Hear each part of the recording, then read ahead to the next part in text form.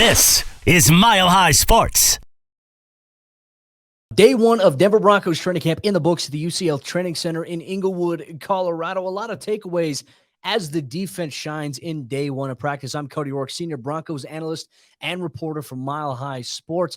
It was a fun day to kick things off here for this upcoming Denver Broncos season. Russell Wilson came out, and the energy from the crowd on the Berman Dove Valley was electric. He went around, he high-fived everybody. But then you know what? After that, the warm-ups, the stretching goes on, and then you get into the positional stuff, some offensive individual period. We got to see some catching drills from the wide receivers. But more importantly, let's set the tone for the day. We're going to talk about our offense and defensive standouts, our players of the day here, courtesy Mile High Sports.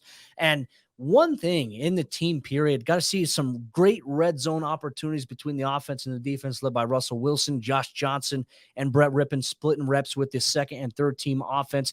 But more importantly, the defense was just making plays, whether it be deflecting passes, a couple deflected passes by the defensive linemen at the line of scrimmage. But more importantly, there was one player who stood out on the back end of the secondary, and that was P.J. Locke, the Broncos' third-year safety out of Texas. And I tell you what, he looked really good. Justin Simmons looked great as always. Kareem Jackson looked great with the first team. PS2 looked great with the first team.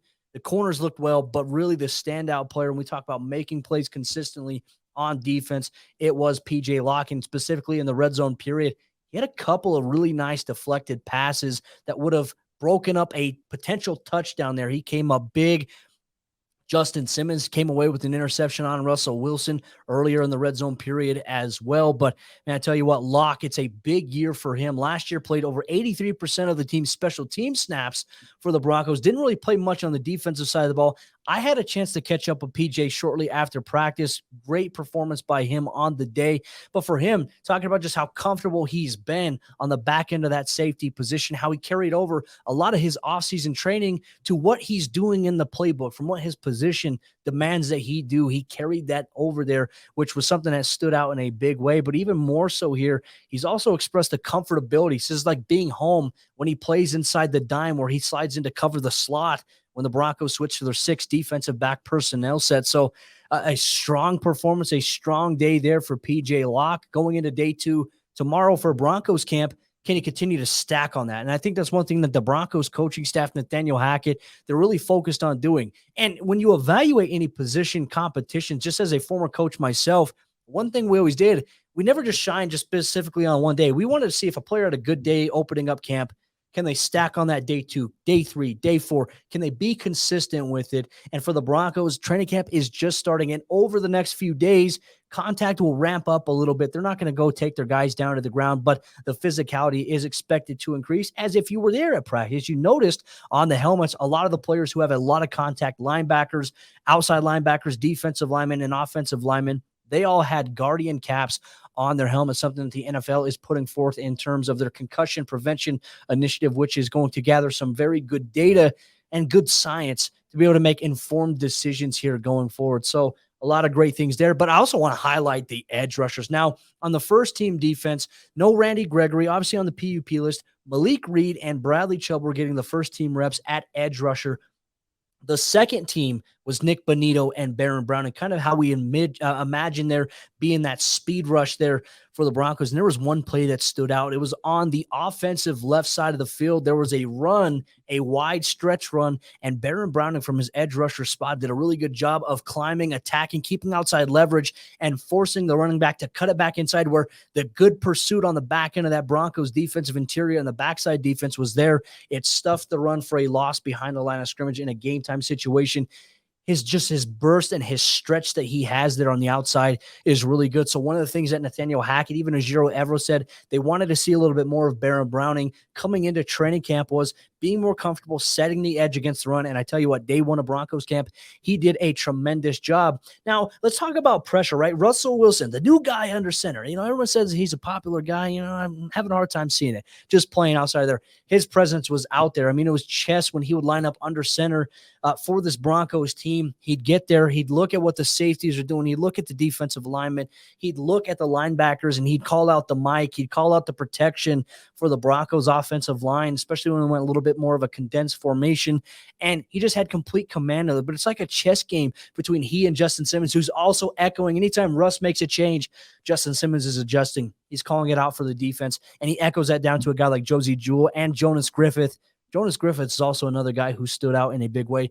There's a lot of talk about training camp competition between Griffith and Alex Singleton, but Griffith looked really good today so far, getting the first team reps alongside Josie Jewell there, and something to continue to build upon going into day number 2. But let's talk about the return game for a little bit. There were some 3 guys working their way back there. Caden Davis, Montrell Washington, and Trey Quinn were getting a majority of the punt and the kick return reps today for this Broncos team. So kind of a little bit of an open competition there. A lot of eyes are on Montrell Washington, who when you watch him run, you can hear it, especially when he was coming up the sideline where we were standing. You can just hear how light he is on his feet and the ability to put his foot in dirt, change direction, and get upfield. They have some good speed, so keep an eye on them. Caden Davis, Trey Quinn, and Montrell Washington in the return game if you're on the berm in Dove Valley on day 2 for Broncos training camp. Some other news and notes as we get through on this episode of Broncos Blitz here at Mile High Sports. A short recap here of day 1. Cortland Sutton looked apart, coming into training camp freshly engaged with his fiance, a great step for him in his personal life, but he looked really sharp today out there running routes. There was one play in particular where he caught a pass in the middle of the field against the second team defense, tightly contested, and he took it for 6 for a touchdown. Cortland is looking to have a big-time season this year, and obviously getting that connection going with Russell Wilson will be important. But speaking of connections with Russell Wilson, the offensive player of the day for Broncos camp day 1, in my eyes, was tight end Eric Saubert. He caught 2 touchdown passes from Russell Wilson here today, but even more so, he used his size and his ability to box out defenders to find the soft spots, whether it be zone coverage or man coverage. The Broncos played a little bit of a hybrid today in day 1. There was one play you can make an argument. It was on one of the touchdowns to Saubert. Malik Reed had great pressure on Russell Wilson. You could make the argument it could have been a sack.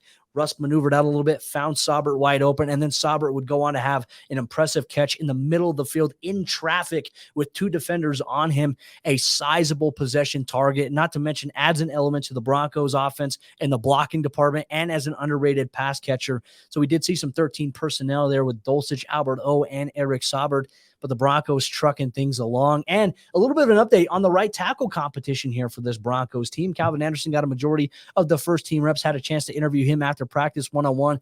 He's feeling very confident. But before practice even began on day 1 in Dove Valley, the Broncos signed Cam Fleming, who was on the roster last season for this team, and they had waived undrafted rookie free agent linebacker Kadofi Wright. Unfortunately, for the young guy looking to make a mark on the NFL, and Denver could look to bring him back if they make some other corresponding roster moves. But outside of that, it kind of signifies, okay, with Billy Turner on the PUP list, Calvin's going to get a majority of the reps at the right tackle. Expect to sprinkle in Cam Fleming here and there. Quinn Bailey will get some reps with the second and third team as well. But I think Calvin Anderson is in a clear driver's seat as of day 1 here for the right tackle job. And there could be an opportunity here with them bringing on Cam Fleming as a depth piece. Maybe Billy Turner slides over to the left guard position.